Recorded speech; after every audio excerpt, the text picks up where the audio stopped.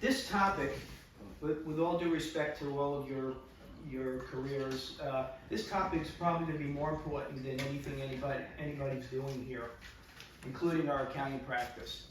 The presentation takes about 10 hours, but I did, understanding the value of the time that we had here, I knocked it down to 2. So sit back, relax, and I'll be done within 2 hours, promise. Serving lunch? Yes, and dinner. Okay, so what is the 2 most important things in your life? Health. Okay, that's the second one. What's the first one? My wife? Just, yeah, good answer. Being alive, okay? That's the first thing, because if you don't have that, you don't have your life, you have nothing, okay? And the second thing really is your health to enjoy that, okay? All due respect to your family, your children, whatever. So I want to take a little bit of a step back in time to the year 1941.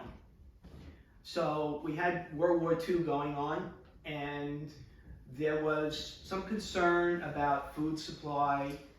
There was a lot of famine in the world, and what the government decided to do, or they felt it was necessary, was to identify certain diseases that were plaguing people back in the early 20th century.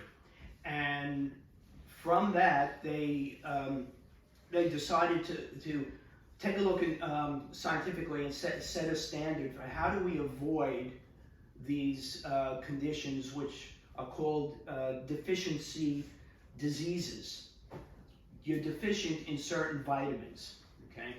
And what they found was, and this I'm going to have to read because I'd never remember it, okay, that if you have, if you're below a minimum but baseline level of nutrients, certain nutrients in your body, it's going to lead to disease.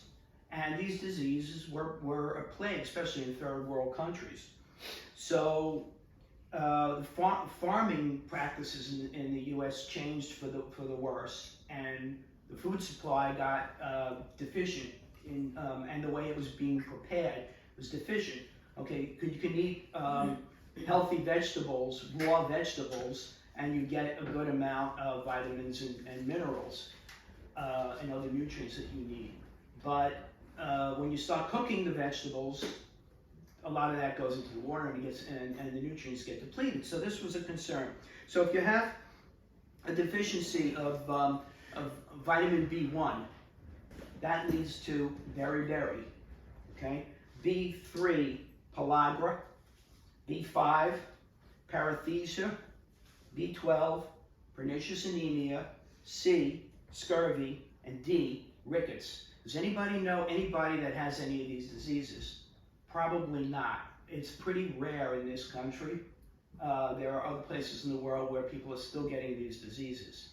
And the food today, even the way the food is processed and farmed today, you can probably avoid these baseline diseases without any supplementation by eating a moderately healthy diet.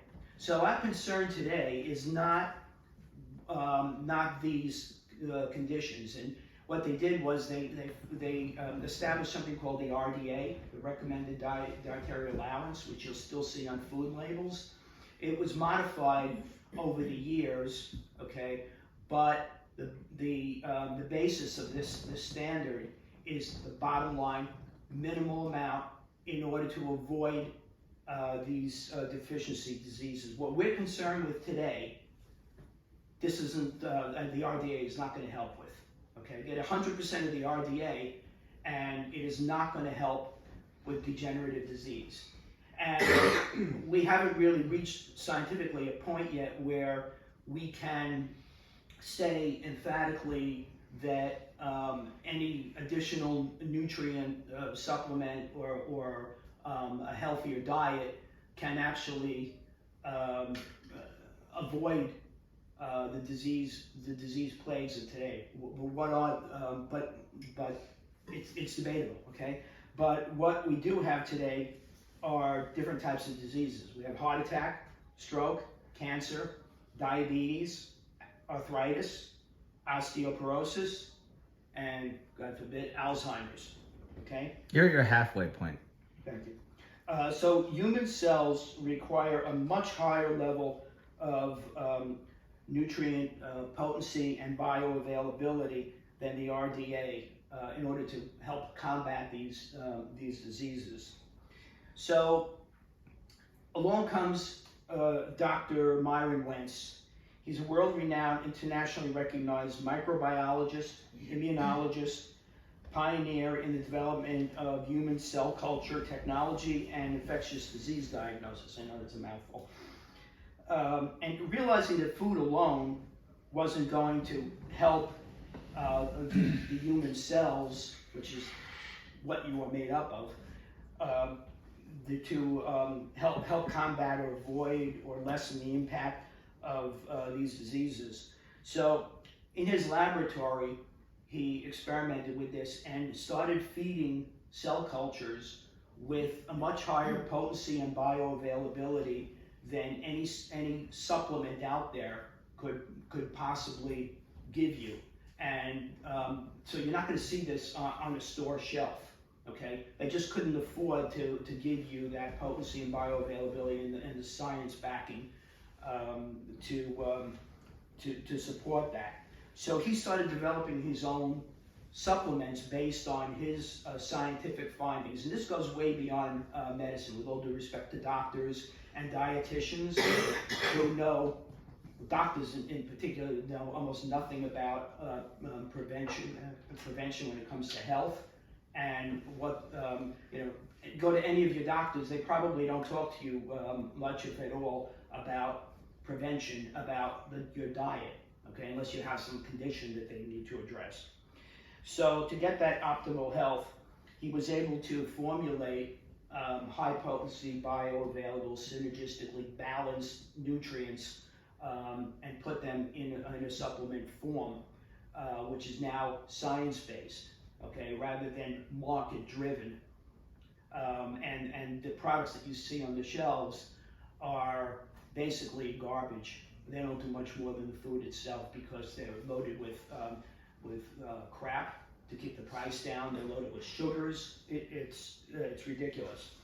So 31 years ago, Dr. Wentz decided to start his own business. He founded USANA Health Sciences. USANA means, it's a Greek derivative, means true health, and manufactured superior science-based nutritional supplements. And this is being marketed direct to the public through people like me who are associates with the company.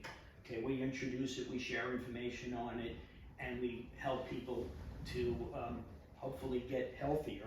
Okay, so the USANA did something unprecedented. They actually got a patent for what they call the intelligence technology, and it supports a network of cell signaling pathways in the body, and it provides cells with a vital level of nutrition that's not available in stores.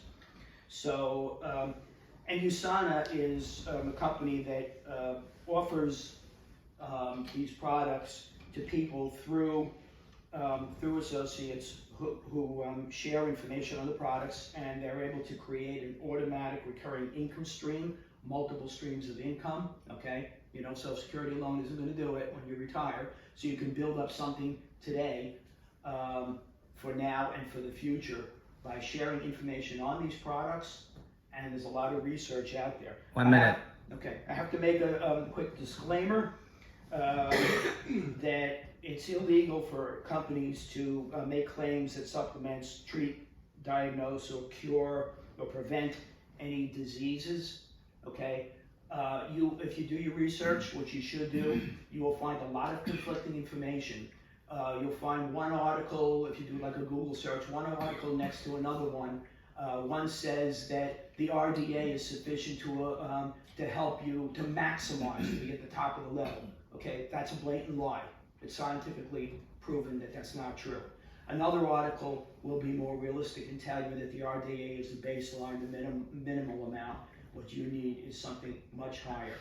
And those standards are still being formulated today. So I'm going to quickly end with the joke of the day.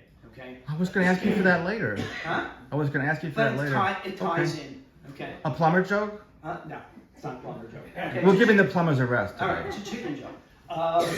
Okay, so there's a rabbi eulogizing in the temple over the deceased in the casket behind him, and the rabbi says he was a good man. He lived a long and healthy life. And there's a voice from the back that says, "Give him chicken soup."